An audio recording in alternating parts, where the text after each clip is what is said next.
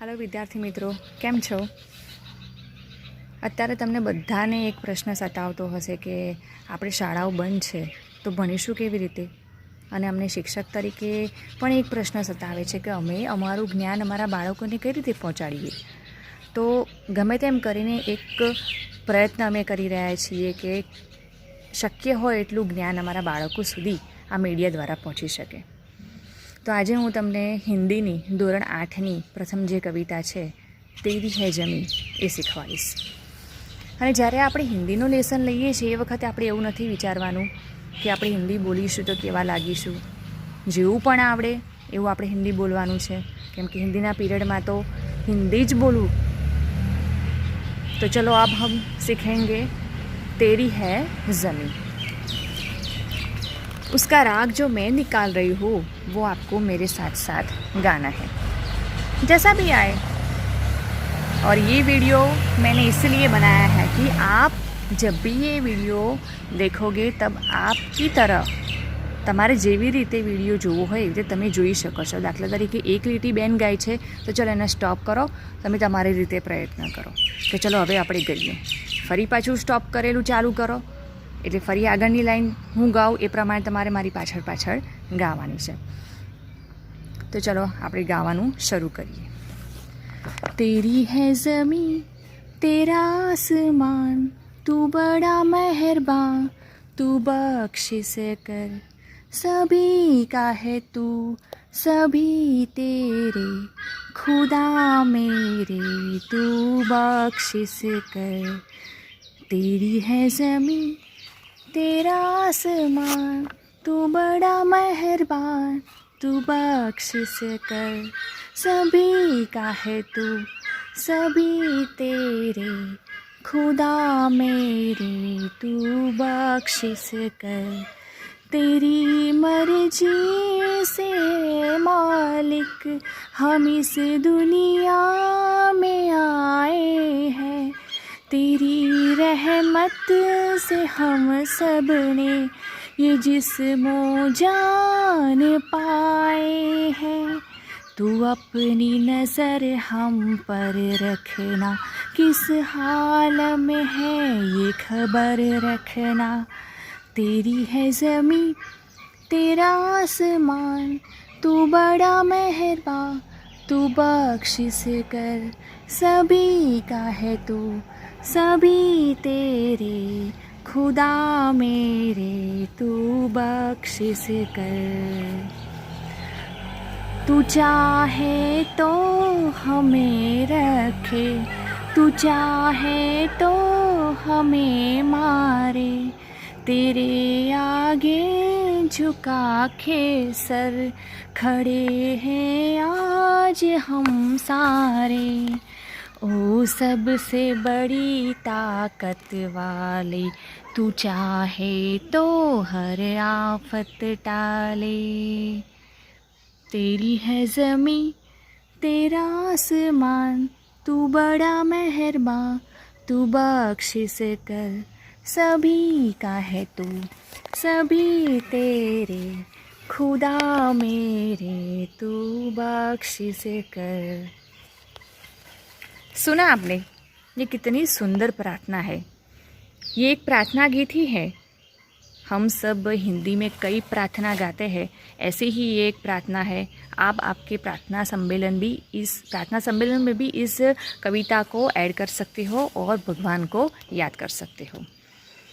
तो भी आज इस वीडियो में जो मैंने कविता गाई है वही आपको सीखनी है. उसके बाकी का जो शब्दार्थ है, स्व अध्ययन है, वो आपको आपकी तरह कोशिश करनी है कि इसमें से हम क्या सीखे हैं. और उसका अर्थ जो है वो सब मैं अगले वीडियो में आपको समझा दूँगी. કેમ છો વિદ્યાર્થી મિત્રો? મજામાં? આગળના વિડીયોમાં આપણે જોયું કે ધોરણ 8ની જે કવિતા છે તેરી હૈ ज़मीं એને કેવી રીતે ગાઈ શકાય. अब हमें उसको समझने की कोशिश करनी है कि ये प्रार्थना गीत है क्या, उसमें ईश्वर के प्रति हमें कैसा भाव होता है. ये सब जो कुछ है, हमारी ज़मीं है, हमारी धरती, हमारा आसमान, सब कुछ ईश्वर की मेहरबानी है. और इस प्रार्थना गीत में ईश्वर के प्रति हमें एक कृतज्ञता का भाव पैदा करना है। साथ ही ईश्वर हमारा जो है वो सर्वोपरि है। उसका मतलब आसपास की जो भी चीज़ है वो सब कुछ ईश्वर की है। ये आप सूर्य की छाया थोड़ी थोड़ी दिखाई देती है आपको इस वीडियो में, देखो वो ईश्वर है। ये जो हरियाली आप देख रहे हैं, ये फूल, ये हमारा आसमान, ये सब कुछ हमारा ईश्वर ही है। और इस प्रार्थना गीत में हमें हमारे ईश्वर के प्रति एक ऐसा भाव पैदा करना है दिल में कि हे ईश्वर, ये सब कुछ तूने दिया है और जब तू है तो हम हैं। और अब चलते हैं हमारे इस काव्य के शब्दों पर, जिसमें लिखा है तेरी है ज़मीं तेरा आसमान। शब्दों पर से तो आप समझ सकते हो कि इसमें क्या कहा गया है। ये ज़मीं भी तेरी है, ये आसमान भी तेरा है। तू बड़ा मेहरबा। मेहरबा का मतलब तुम्हारी वजह से ही ये सब कुछ है। तू बख्शिश कर, सभी का है तू, सभी तेरे। तू हम सब का है और हम सब भी तेरे हैं। खुदा मेरे तू बख्शिश कर। खुदा ने हमें सब कुछ दिया है, वो हमारे लिए एक बख्शिश है कि खुदा ने ऐसा विश्व बनाया है जिस पर हम रह सकते हैं।